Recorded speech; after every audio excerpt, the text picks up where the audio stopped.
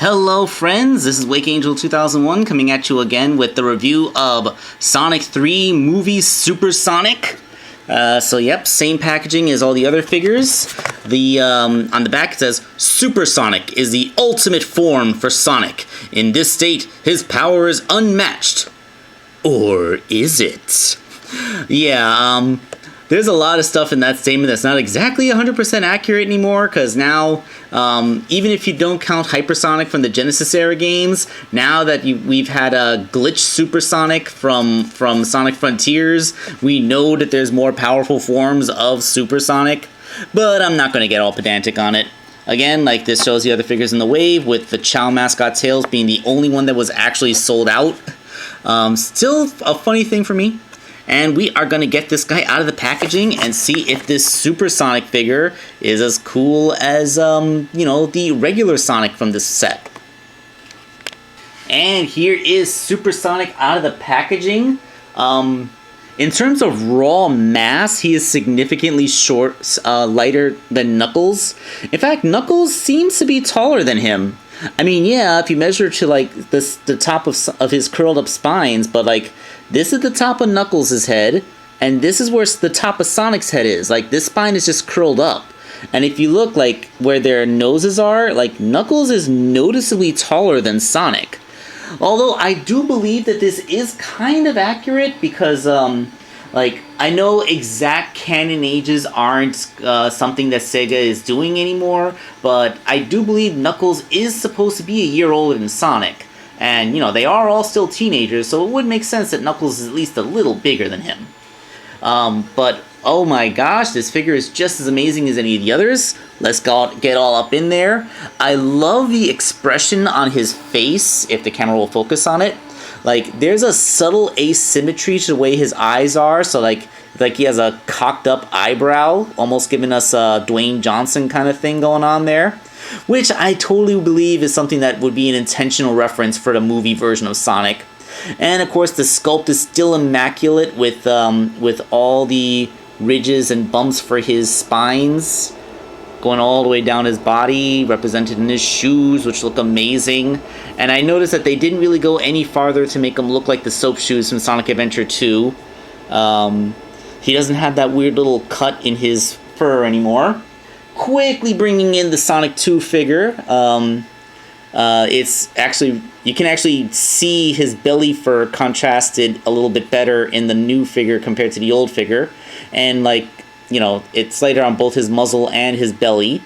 And if you look, the paint for his smile is more accurate in here. Like, it goes entirely within the divot, where here it looks like it's all center. You can see, like, there's the sculpt of his smile and then the drawn line of his smile, and they don't line up.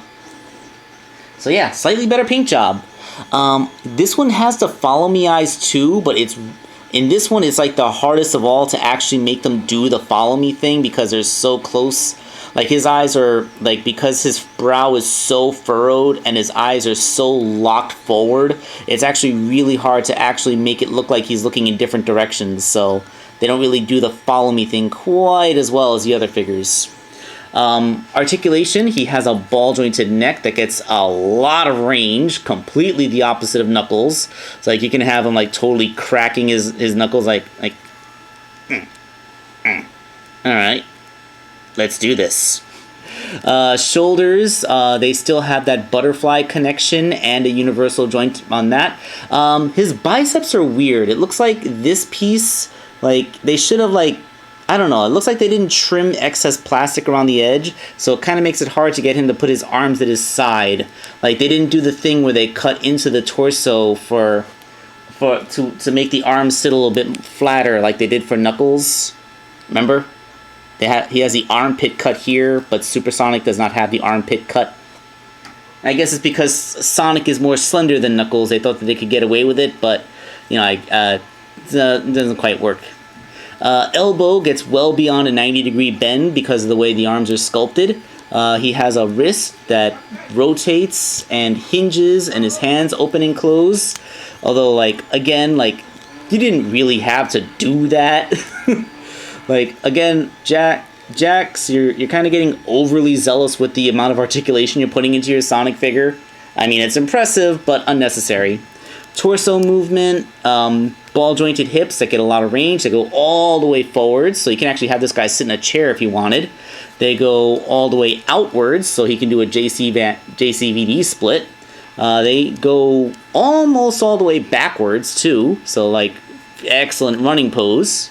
I heard, like, people were complaining about the Shadow figure, because, like, Sonic has so much range. I believe it's the way that this ball joint is connected. On Sonic, it's a straight bar, but on Shadow, the bar is angled downward slightly, and that downward angle limits the range of his hips. They can't get quite the same amount of range because of that.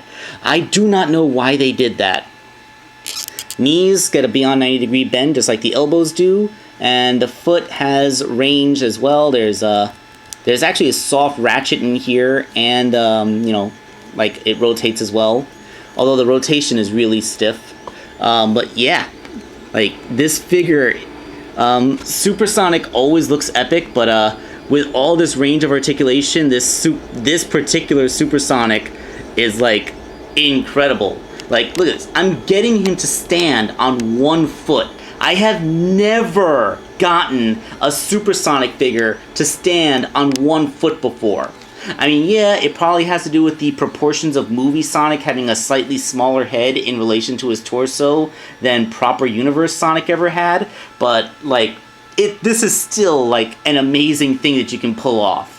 So, yes, for my fellow Supersonic enjoyers, this probably is the best figure of Supersonic we've ever had. I would, like, I have no problems with the movie aesthetic. I really don't. I love the movie aesthetic. I think it looks great. So I'm not going to say this is great, asterisk, for the movie aesthetic. But seeing them make such an awesome figure really does make me want to see this level of detail put into, like, a proper universe design of Supersonic. Like, if they could somehow manage to pull this off, like, maybe with the larger in proportion head, they could make it hollow or find some other weight saving measure so that it would still be able to stand like this. But yes, there is no asterisk. This is not a good Supersonic figure for a movie toy. This is just a good Supersonic figure. I love it. So yeah, let's do one last thing. In a nutshell, this line has been an absolute banger. These are genuinely some of the best Sonic toys I have ever had the pleasure of messing around with. I mean, there's no flaws anywhere, but there is so much more I want them to do. Like, I want a new Robotnik figure. Like, this is a great toy of Movie 2 Robotnik, but now that I've seen the second trailer, I want the Movie 3 Robotnik, the one with the accurate costume and the paunch. You know, I want Agent Stone. If they made him for 2.5 inches, I want him in the 5-inch line as well. I want the GUN Commander. I want Tom. Hell, I want Maddie as well, because why not? Like, I just want more. I want so much more. Like, I know for a fact that we're going to get at least one more wave, but, like, there's enough figures that I could want, like, 2, 3, possibly even 4 more. And these guys are just amazing. I love this entire line, and, like, I hope that Jakks Pacific can keep this level of quality up, and I hope that they can start to apply this level of quality to the, like, mainline figures, like the ones that represent the original game looks. Like, I know we're, like, 20 waves into that other line, so I don't expect them to, like, make gigantic overhauls to everything, but, like, yeah, like, this is just amazing. Like, keep up the great works, Jakks. This is truly an inspired line. So, you keep doing your great thing, and I will keep on supporting you. This is Wake Angel 2001, signing off.